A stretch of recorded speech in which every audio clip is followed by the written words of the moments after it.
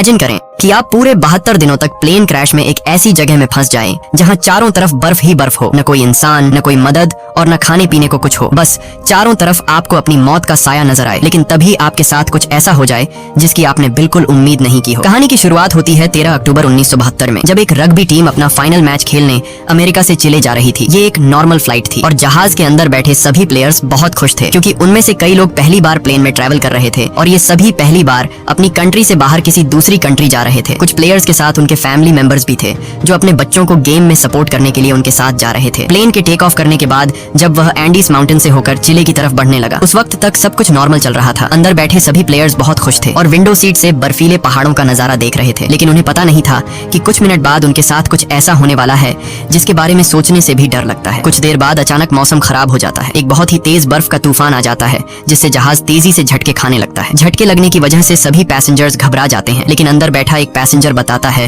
कि जब कोई प्लेन पहाड़ों के ऊपर से गुजरता है तो प्लेन में टर्बुलेंस होता है, यानी ये कोई खतरे की बात नहीं है, जल्द ही सब कुछ नॉर्मल हो जाएगा। लेकिन जैसे जैसे ये प्लेन आगे बढ़ रहा था, इसका टर्बुलेंस भी बढ़ता जा रहा था। जहाज अब और तेजी से झटके खाने लगा। प्लेन के अंदर मौजूद सारा सामान इधर उधर गिरने लगा। ये देखकर लोगों के बीच हलचल मच गई। पायलट्स जहाज को संभालने की कोशिश कर रहे थे, मगर अब जहाज कंट्रोल से बाहर हो गया था। इससे पहले कि पायलट्स कुछ कर पाते, सामने एक पहाड़ आता है और ये जहाज सामने के पहाड़ से जा टकराता है और दो हिस्सों में अलग हो जाता है। एक प्लेयर तो जहाज के टकराते ही प्लेन के पिछले पार्ट के साथ ही उड़ जाता है और हवा में गायब हो जाता है, जबकि प्लेन का आगे का हिस्सा तेजी से रगड़ते हुए बर्फ की एक बड़ी सी चट्टान से जा टकराता है। ये टकराव इतना तेज था कि प्लेन की सभी सीट्स एक दूसरे के साथ चिपक जाती हैं, जिसमें कई लोग कुचल कर मारे गए। अब जो लोग इस एक्सीडेंट से बच गए थे, उन्होंने खुद को संभाला और कैबिन में मौजूद बाकी लोगों की मदद करने लगे। कुछ प्लेयर्स जल्दी से पायलट्स के पास पहुंचे और उन्हें बाहर निकालने की कोशिश की, लेकिन इस दौरान ये दोनों पायलट्स भी मारे गए थे। ये एक बहुत ही दर्दनाक माहौल था। हर तरफ खून ही खून फैला हुआ था। चारों तरफ लाशें बिखरी हुई थी। इस प्लेन में टोटल 45 लोग ट्रैवल कर रहे थे, मगर इस क्रैश के बाद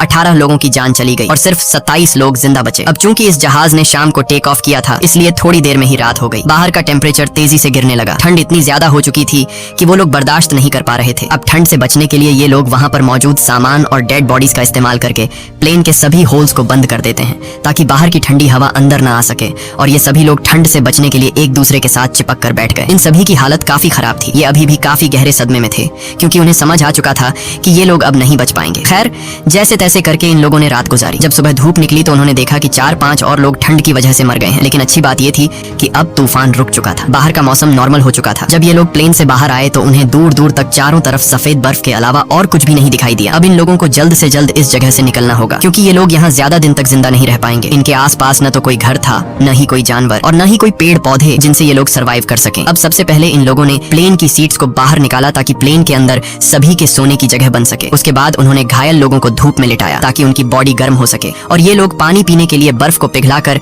एक एक बूंद करके पानी जमा करने लगे। उसके बाद उन्होंने सभी लोगों का सामान इकट्ठा किया। कोई काम की चीज मिलने पर उसे एक अलग सूटकेस में रखते गए। अब जो लोग इस एक्सीडेंट में मारे गए थे, उनकी बॉडीज को कुछ लोग प्लेन से दूर लाते हैं और उन्हें बर्फ से ढक देते हैं ताकि उन्हें सड़ने से बचाया जा सके। और जब यहाँ मदद पहुंचे तो ये लोग उन डेड बॉडीज को अपने साथ ले जा सके। जब चीजें थोड़ी सुलझ गईं, तो इन लोगों ने सुकून की सांस ली। इन सभी को बहुत ज्यादा भूख लगी हुई थी। अब बचे हुए खाने में से एक एक टुकड़ा सब में बांटा गया। वैसे तो खाने का ये एक टुकड़ा बहुत ही कम था, पर जिंदा रहने के लिए इतना काफी था।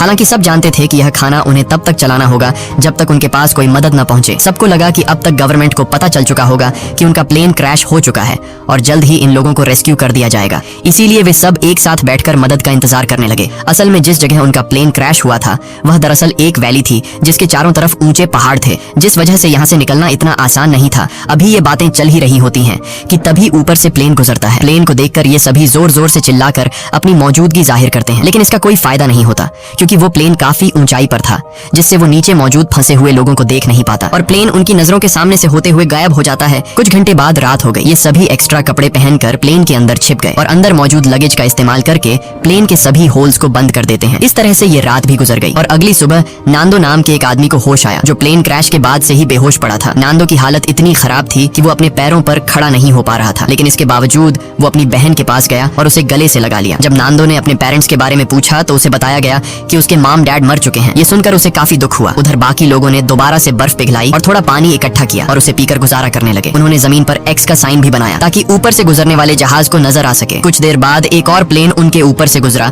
जिसे देखकर ये लोग बहुत खुश हो जाते हैं और इन लोगों ने शीशे चमकाकर उसका ध्यान खुद की तरफ खींचने की कोशिश की, लेकिन ये प्लेन भी उन्हें इग्नोर करके चला गया। ये लोग खुश थे क्योंकि उन्हें लग रहा था कि शायद उस प्लेन ने हमें देख लिया है और अब बहुत जल्द उनके पास मदद पहुंच पहुंच जाएगी। लेकिन इस तरह से एक रात और गुजर गई पर कोई उन्हें बचाने नहीं आया। अब उन्हें समझ आ जाता है कि यहाँ हमें कोई भी बचाने नहीं आएगा, इसलिए ये लोग सोचते हैं कि हम सब इस बंद इलाके में अपनी जान कैसे बचा सकते हैं। तभी उन्हें ख्याल आया कि प्लेन के पिछले हिस्से में कुछ बैटरीज पड़ी थी और अगर हम इन बैटरीज को यहाँ ले आए तो बैटरी की मदद से हम प्लेन के रेडियो को चला सकते हैं और बाहर की दुनिया से कांटेक्ट कर पाएंगे। अब सभी को ये आइडिया पसंद तो आया, लेकिन इस काम को अंजाम देना इतना आसान नहीं था जैसा वो सोच रहे थे, क्योंकि जहाज का पिछला हिस्सा जो क्रैश के दौरान टूटकर अलग हो गया था, पता नहीं वो हिस्सा अब कहाँ होगा। खैर उन्होंने प्लेन के पिछले हिस्से को ढूंढने का फैसला किया। इसके बाद उन्होंने लेदर और कांच का इस्तेमाल करके कुछ गॉगल्स बनाए ताकि ये गॉगल्स तेज बर्फीले तूफान में उनकी आंखों का प्रोटेक्शन कर सके। और ग्रुप के 4 लोग उन बैटरीज को लाने चले गए। लेकिन थोड़ी दूर जाने के बाद जब उन्होंने पीछे मुड़कर देखा तो उन्हें उनका जहाज कहीं भी दिखाई नहीं दिया और अब उन्हें एहसास हुआ कि इतने सारे बर्फ के बीच किसी को भी उनका प्लेन नहीं दिखेगा और शायद इसीलिए अभी तक कोई उन्हें बचाने नहीं आया। अब ये लोग आगे बढ़ने की कोशिश करते हैं कि तभी वहाँ मौजूद बर्फ खिसकने लगी। ये देखकर ये लोग डर जाते हैं और वापस अपने जहाज की तरफ आ जाते हैं। इस तरह से इन लोगों को यहाँ फंसे हुए 6 दिन गुजर जाते हैं और 1 हफ्ते बाद प्लेन में मौजूद सारा खाना खत्म हो गया। अब ये इलाका बर्फ से ढका हुआ था और आसपास न तो कोई जानवर था और न ही कोई पेड़ पौधे, इसीलिए अब उन्हें अपना पेट भरने के लिए कुछ न कुछ तो करना होगा। खाने के लिए कुछ भी न मिलने पर वो लोग पत्थरों पर जमी हुई मॉस खाने लगे, जिसका टेस्ट बहुत ही गंदा था, पर मजबूरी में उन्हें खाना पड़ा। यहाँ नांदो ने कहा कि अगर उसे मरे हुए लोगों की बॉडीज भी खानी पड़े तो वो खुद को जिंदा रखने के लिए ये भी करेगा। ये सुनकर सभी लोग सोच में पड़ गए। जल्द ही इन सभी के बीच बहस होने लगी कि उन्हें मरे हुए लोगों को खा लेना चाहिए या फिर भूख से मर जाना चाहिए। कुछ लोगों का कहना था कि ऐसा करना ठीक नहीं, ऐसा करने पर हमें ऊपर वाला माफ नहीं करेगा। जिसके बाद उन्होंने अपने पेट पर पत्थर रखकर गुजारा किया। ऐसे ही वक्त गुजरता गया और वक्त के साथ साथ उनकी भूख भी बढ़ती गई। हाल ये था कि ये सभी अपने जूतों की लेस और सिगरेट तक खाने पर मजबूर हो गए। लेकिन कई दिनों से भूखे रहने के बाद उन चीजों से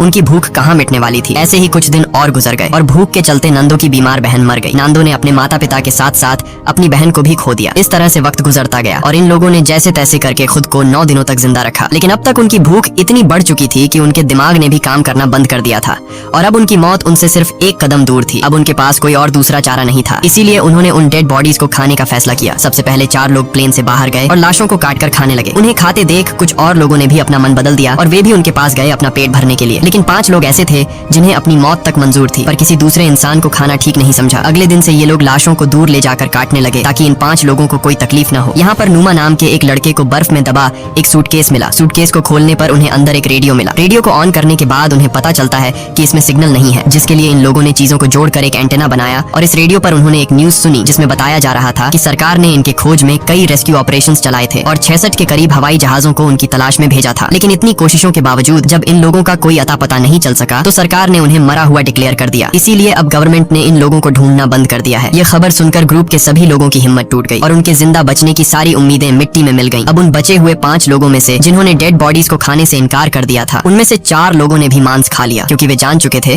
कि यहाँ उनकी कोई मदद करने नहीं आएगा और अब उन्हें खुद कुछ करना होगा यहाँ से निकलने के लिए। यहाँ ग्रुप के 3 लोगों ने दोबारा से जहाज के पिछले हिस्से को ढूंढकर उसमें लगी बैटरीज को लाने का फैसला किया ताकि वे उसका इस्तेमाल करके बाहरी दुनिया से कांटेक्ट बना सकें और उन्हें बता सके कि हम अभी भी जिंदा हैं। इसके बाद 3 लोग प्लेन के पिछले हिस्से को ढूंढने निकल पड़े और कई घंटों तक चलने के बाद उन्हें प्लेन के कुछ टुकड़े मिले जिन्हें ये लोग उठा लेते हैं और साथ ही उस खिलाड़ी की लाश भी मिली जो क्रैश के वक्त उनसे बिछड़ गया था। उन्होंने उसकी लाश को दफना दिया और अपना सफर जारी रखा, क्योंकि अब उन्हें भी अंदाजा हो चुका था कि प्लेन का पिछला हिस्सा यहाँ आसपास ही होगा। घंटों की चढ़ाई के बाद ये सभी काफी थक चुके थे और इन बर्फीली हवाओं के चलते उनका सांस लेना भी मुश्किल हो रहा था। जल्द ही रात हो गई और इन लोगों ने एक चट्टान की आड़ में छिपकर रात गुजारने का फैसला किया। अगली सुबह जब उनकी आंख खुली तो ये सभी बर्फ से ढके हुए थे और इन तीनों की हालत काफी खराब थी। ठंड इतनी ज्यादा थी कि उनमें से एक की तो आंखें तक जम चुकी थीं और बाकी दोनों अपने पैरों पर खड़े होने लायक भी नहीं थे। अब उनमें आगे बढ़ने की ताकत तो बिल्कुल नहीं थी, इसीलिए ये सभी प्लेन के बाहर की लोहे की शील्ड पर बैठकर पहाड़ से नीचे उतर आए। इन लोगों को खाली हाथ देखकर पूरे ग्रुप में उदासी छा गई और उस आखिरी बचे आदमी ने भी इंसानी मांस खा लिया और अपनी किस्मत को कोसता हुआ सो गया। ऐसे ही दिन गुजरते गए और इन लोगों ने जैसे तैसे करके खुद को 17 दिनों तक जिंदा रखा। लेकिन यहाँ बुरी बात ये थी कि पिछले 5 दिनों से बाहर का मौसम काफी खराब था। तूफान से बचने के लिए सभी प्लेन के अंदर बैठे होते हैं कि तभी एक बड़ा तूफान आता है और प्लेन को अंदर बर्फ से भर देता है। अंदर मौजूद कई लोग बर्फ के नीचे दब जाते हैं। अब जो लोग ऊपर रह गए थे वो इस हादसे से काफी घबरा गए, लेकिन फिर उन्होंने हिम्मत दिखाते हुए बर्फ को खोदकर अंदर दबे लोगों को बाहर निकाला। अब सभी लोग तो समय रहते बाहर आ गए, लेकिन एक लड़की बर्फ में काफी नीचे तक दब गई थी, जिसकी बर्फ में दम घुटने से मौत हो गई। ये लोग बहुत ज्यादा घबराए हुए थे और ये लोग इस हादसे से ठीक से संभल नहीं पाए थे कि तभी उन्हें बाहर से अजीब सी आवाजें सुनाई देने लगी। जब ये लोग बाहर की तरफ देखते हैं तो उन्हें पता चलता है कि एक और तेज तूफान उनकी तरफ आ रहा है जो पहले से भी ज्यादा तेज है। एक और तूफान आता है और ये सभी दोबारा से बर्फ में दब जाते हैं। ये तूफान इतना तेज था कि पूरा का पूरा जहाज बर्फ से भर गया। कुछ लोगों की तो मौके पर ही मौत हो गई। गई। अंदर फंसे लोगों के पास अब निकलने का कोई रास्ता नहीं था, जिसमें से एक साथी ने फटाफट जहाज की छत में एक छेद बनाया ताकि उन्हें ऑक्सीजन मिल सके और दम घुटने से बच सके। ये लोग हाथ जोड़कर सिर्फ यही विश कर रहे थे कि अब उनके ऊपर और बर्फ न गिरे, वरना ये सभी हमेशा के लिए यहीं दबकर रह जाएंगे। कुछ घंटों बाद उन्होंने खुद को संभाला और कुल 8 डेड बॉडीज को इकट्ठा करके उन्हें कोने में रख दिया। अब इस तरह से उन्हें यहाँ फंसे हुए 18 दिन गुजर चुके थे और उनका भूख से बुरा हाल हो गया था। अब जिंदा रहने का सिर्फ एक ही रास्ता था कि वे अंदर मौजूद डेड बॉडीज का मांस खा लें, लेकिन ऐसा करना इन सभी के लिए बहुत मुश्किल था क्योंकि ये सभी डेड बॉडीज उनके अपने लोगों की थी। अब ये सब देखकर नुमा नाम के उस लड़के ने खुद पर से कंट्रोल खो दिया। वो गुस्से में आया और प्लेन की खिड़की तोड़ने लगा। इस दौरान कांच का एक टुकड़ा उसके पैर में घुस गया, लेकिन इसके बाद भी वो रुका नहीं और बर्फ में छेद करता गया। पूरे 2 दिनों की मेहनत के बाद ये सब ऊपर की तरफ छेद करने में कामयाब हुए, जिसके बाद वे सभी बाहर निकल आए। बाहर आकर ये सभी इतने खुश थे जैसे ये सभी मौत की कैद से आजाद हो गए हों। उन्होंने जिंदा बचने की खुशी मनाई और फिर बर्फ खोदकर प्लेन को बाहर निकालने लगे। इस दौरान नुमा नोटिस करता है कि उसके पैर में जो चोट लगी थी उसमें अब कोई दर्द नहीं है क्योंकि बर्फ ने उसके जख्म को सुन्न कर दिया था। हालांकि वो इस पर ज्यादा ध्यान नहीं देता और बर्फ खोदना जारी रखता है। अब आसमान में सूरज निकला हुआ था, इसलिए उन्हें बर्फ खोदने में ज्यादा परेशानी नहीं हुई और कुछ घंटों में ही जहाज बाहर आ गया। अब धूप काफी अच्छी थी, इसलिए वे सभी प्लेन के पिछले हिस्से को ढूंढने की सोचने लगे, लेकिन उन्हें कोई आइडिया नहीं था कि वे इन बर्फीली रातों का सामना कैसे करेंगे। इसलिए उन्होंने थोड़ा और इंतजार करने का फैसला किया क्योंकि गर्मियों का मौसम आने वाला था और इस दौरान इस चढ़ाई को पार करना थोड़ा आसान होगा। देखते ही देखते 34 दिन गुजर गए और अब मौसम पहले से थोड़ा बेहतर हो गया। अब जो लोग पहली बार प्लेन की तलाश में गए थे उनकी तबीयत अभी तक खराब थी और वे दोबारा से चढ़ाई करने की हालत में बिल्कुल नहीं थे। कुछ घंटों बाद उन्हें पता चलता है कि उनका एक और साथी भूख के चलते मर गया है। ये देखकर ये लोग बहुत ज्यादा मायूस हो जाते हैं और उसे बर्फ में दफना देते हैं। ऐसे ही 2 दिन और गुजर गए और 36वें दिन उन्होंने फैसला किया कि अगर उन्हें अपनी जान बचानी है तो जहाज के बैक साइड से बैटरीज लाकर बाहरी दुनिया को इन्फॉर्म करना होगा, वरना हम एक एक करके सब मर जाएंगे। जिसके बाद ग्रुप के 4 लोगों ने ऊपर चढ़ाई करने का फैसला किया और उन 4 लोगों के नाम थे रोबर्टो, टिंटिन, नुमा और नांदो। इन लोगों ने ठंड से बचने के लिए ढेर सारे कपड़े पहने और प्लेन की तलाश में निकल पड़े, लेकिन कई घंटों तक चलने के बाद भी उन्हें उनका प्लेन कहीं दिखाई नहीं दिया। तभी नुमा की तबीयत बिगड़ने लगी और वो चक्कर खाकर गिर जाता है। यहाँ बाकी लोगों ने देखा कि उसके पैर की चोट में इन्फेक्शन फैल चुका है, इसीलिए वे सब तय करते हैं कि वापस नुमा को नीचे ले जाएंगे, लेकिन नुमा ने ऐसा करने से मना कर दिया। उसने अकेले ही नीचे जाने का फैसला किया और बाकी लोगों से आगे बढ़ने को कहा। अब नुमा प्लेन के पास तो लौट आया, लेकिन उसकी हालत इतनी खराब थी कि वहाँ पहुँचते ही वो बेहोश हो गया। थोड़ी देर बाद जब उसे होश आया तो उसने देखा कि उसके साथी प्लेन से बर्फ हटाने की कोशिश कर रहे थे। वो भी उनकी मदद करना चाहता था, लेकिन कमजोरी के मारे वो हिल तक नहीं पा रहा था। दूसरी तरफ वे 3 साथी कई घंटों का सफर तय करने के बाद उस जगह पहुंच जाते हैं जहां प्लेन का पिछला हिस्सा था, जो चट्टान से टकराने के बाद टूट गया था। इसे देखकर ये तीनों बहुत खुश हो जाते हैं और प्लेन के पिछले हिस्से के पास जाते हैं। जब ये तीनों जहाज की जांच करने लगे तो उन्हें बैटरीज के अलावा और भी बहुत कुछ मिला, जैसे कि ढेर सारे कपड़े, रम की बॉटल्स और कई सारे सिगरेट के पैकेट्स। ये लोग सामान लेकर वापस अपने प्लेन के पास आते हैं, जहाँ उन्होंने बैटरी को प्लेन के रेडियो में डाला और बाहरी दुनिया से कांटेक्ट बनाने की कोशिश की, लेकिन बदकिस्मती से रेडियो खराब हो चुका था और इस तरह से उनकी आखिरी उम्मीद भी मिट्टी में मिल जाती है। उधर नोमा की तबीयत भी बिगड़ती जा रही थी और अब उसका इन्फेक्शन पूरी बॉडी में फैल चुका था। प्लेन से मिला खाना भी अब खत्म हो गया था, इसलिए ये सभी दोबारा से ह्यूमन मीट खाने लगे। नोमा ने खाना पीना बंद कर दिया ताकि बाकी लोगों के लिए ज्यादा खाना बचे, क्योंकि वह जान चुका था कि अब उसकी जान नहीं बचेगी। अब ग्रुप के कुछ लोग एक बार फिर प्लेन के पिछले हिस्से तक गए, इस उम्मीद में कि उन्हें कुछ काम लायक मिल सके। इस बार उनकी किस्मत ने साथ दिया और उन्हें एक वाटरप्रूफ कपड़ा मिला, जिससे जोड़कर उन्होंने एक स्लीपिंग बैग बनाया। इसके बाद उन्होंने रेडियो पर खबर सुनी कि प्लेन क्रैश को 58 दिनों के गुजर जाने के बाद अब सरकार उन्हें ढूंढने के लिए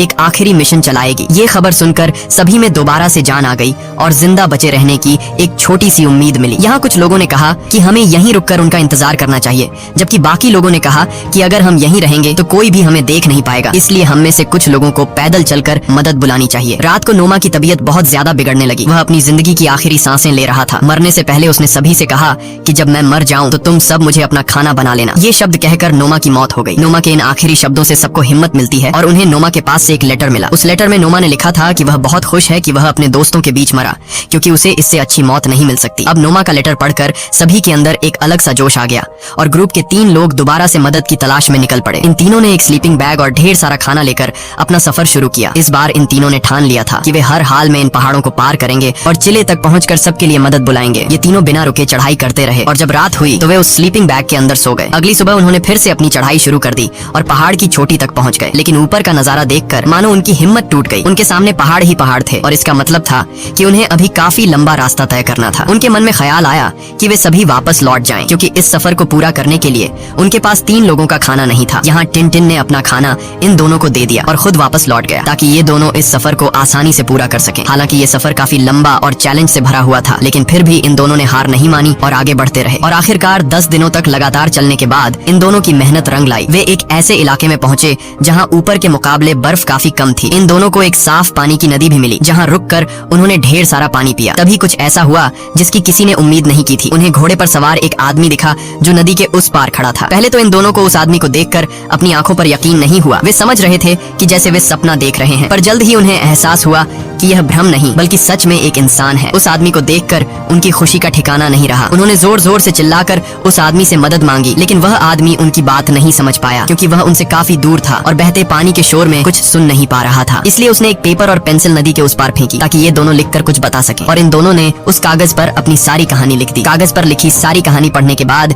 ये आदमी उस कागज को लेकर सरकारी ऑफिसर के पास पहुंचा, जहां ऑफिसर को भी पता चला कि 2 महीने पहले जिस प्लेन क्रैश में हम लोगों को मरा हुआ समझ रहे थे, उनमें से कुछ लोग अभी भी जिंदा हैं। और खबर मिलते ही सरकार ने इन सभी लोगों को बचाने का मिशन चालू कर दिया। ये आदमी रोबर्टो और नांदो को अपने घर ले आया, जहां उन्होंने पेट भरकर खाना खाया। अब ये खबर पूरे शहर में आग की तरह फैल गई और बहुत जल्द वहां रिपोर्टर्स का मेला लग गया और बर्फीले पहाड़ों के बीच फंसे लोगों ने भी ये खबर रेडियो पर सुन ली, जिससे सभी खुशी के मारे उछलने लगे। इसके बाद उन्होंने अपने हाथ मुंह धोए और अपना अपना सामान पैक कर लिया। जल्द ही रेस्क्यू टीम रोबर्टो और नांदो को लेकर उस लोकेशन पर पहुंची और प्लेन क्रैश के 72 दिनों बाद आखिरकार उन लोगों को बचा लिया गया। इसके बाद इन सभी लोगों को शहर लाया गया, जहां ये लोग अपने परिवार वालों से मिले और शहर के सभी लोगों ने इनका हीरोज की तरह स्वागत किया। अब इन सभी लोगों को हॉस्पिटल में एडमिट किया गया। यहाँ इन सभी ने एक दूसरे को नहलाने में मदद की और फिर इन लोगों को अलग अलग बिस्तर दिए गए। लेकिन उस रात भी ये सभी एक दूसरे के साथ सोए, क्योंकि इस हादसे के बाद ये सभी काफी गहरे सदमे में थे। कहानी के एंड में हमने जाना कि इस प्लेन में कुल 45 लोग ट्रैवल कर रहे थे, जिनमें से सिर्फ 16 लोगों की जान बच पाई। इसी के साथ सच्ची कहानी पर बनाई गई ये फिल्म खत्म हो जाती है। अगर आपको स्टोरी अच्छी लगी हो तो हमारे चैनल को सब्सक्राइब और वीडियो को लाइक